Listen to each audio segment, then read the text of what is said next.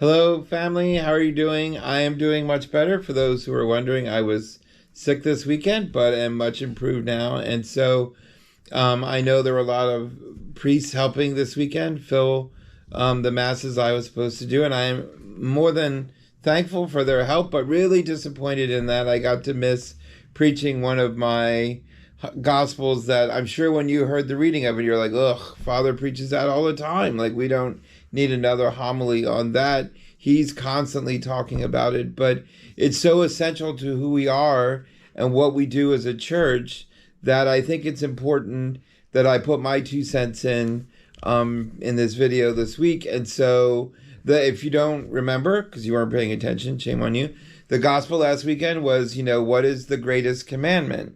The Pharisee asks Jesus, what is the greatest of all the commandments? And Jesus says, the greatest commandment is this, right? He says to love the Lord your God with all your heart, with all your soul, with all your mind.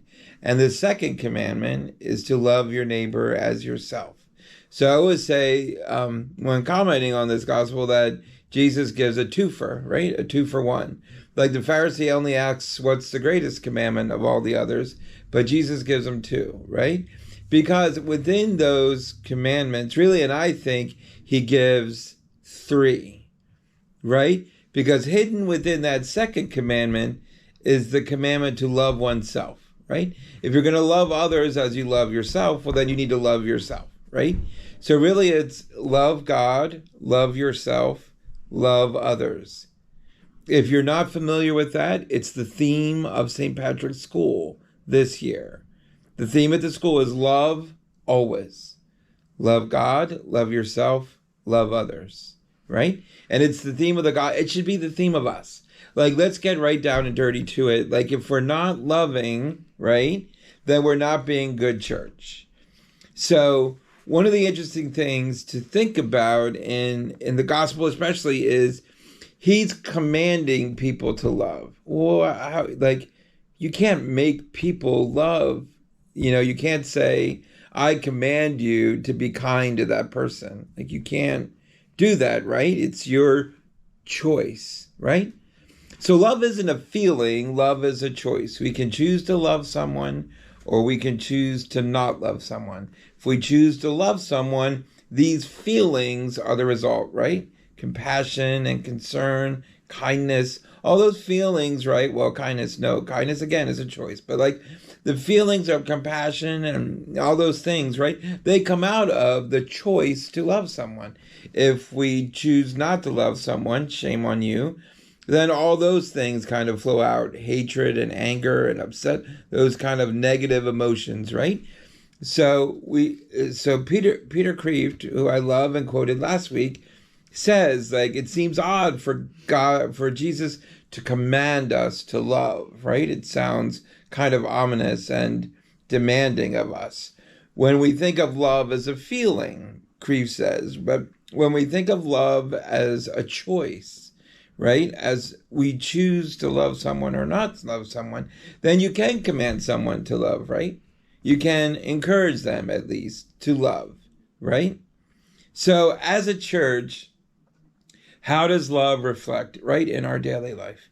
If Jesus is preaching love, if we're supposed to be a people of love, right? 1 John 4:8, one of my great epistles, says God is love. And out of that love, and God shows us his love, that love, through the passion of his Son. The passion, death, and resurrection of Jesus is God's outward sign of his inward love for us, right? All that Christ went through shows that God is love, right? And that ultimately you can't know love without knowing God. It's like that bumper sticker, right? No Jesus, no peace. KNOW Jesus, KNOW peace. It's the same with love. Like, you either know God and know love, or know God, know love. It's the same deal, right? Because any love we have outside of God is fleeting and gets thrown away, like, right? We can all agree to that. Like, when I was little, I loved this. And now I'm older and I love that, right? When I was little, I did not like asparagus. Now I'm older and I love asparagus. That's a, kind of bad example, but you get the idea. Like, our loves change. Like, I used to love certain things when I was younger, and now I'm older and I love other things, right? So, like, our loves change when they're attached to material things. But when our love becomes a choice, right, between who we love and who we don't love, then it takes on a different aspect, right?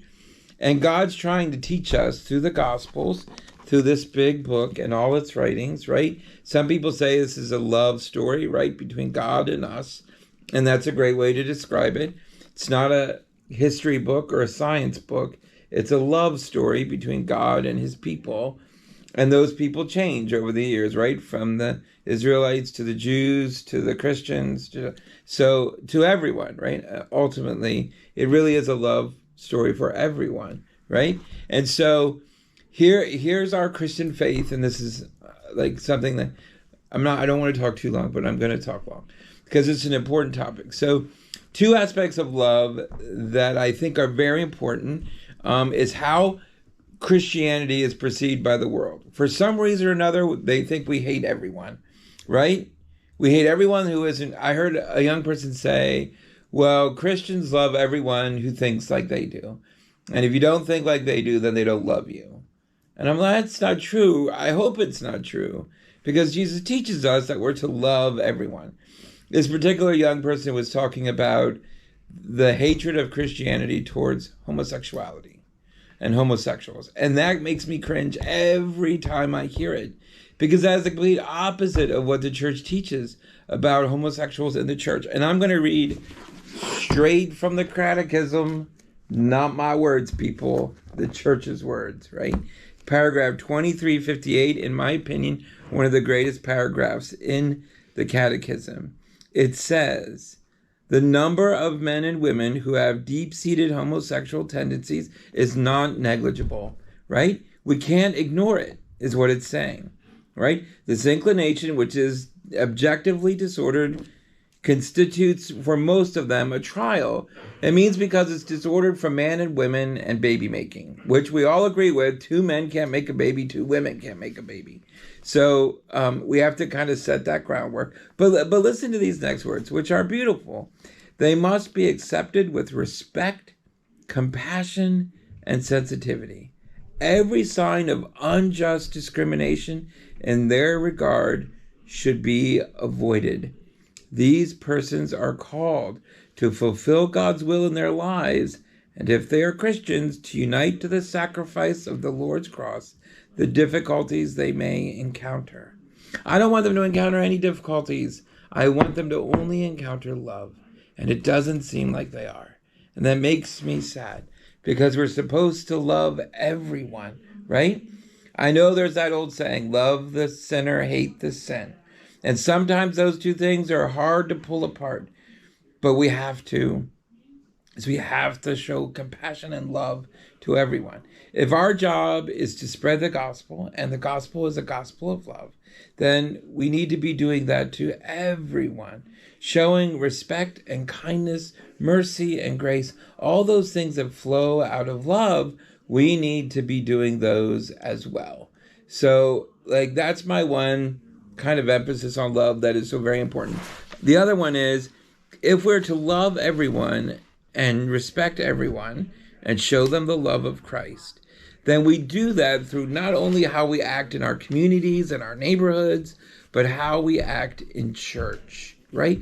If we love our faith, we love who we are as a community, then that should reflect in our Sunday morning, weekend masses, right? Those should be really on point, right? We should have ushers who are on point, helping people, lectors who are on point, reading the word. We have altar servers who are on point and show up. And if we are putting all of our heart and love into our gather on Sunday mornings, then when other visitors come and see our gather and how well we pull it off, then that's going to make other people say, hey, these people love Jesus, they love the church, and they love their faith. And I'm going to want to be a part of that. So again, like if you take any walk away from this, it's the theme of the school, which is love always. Love God, love others, love yourself. You need to do that in everything you do. Love God, love yourself, love others. And the church said, Amen.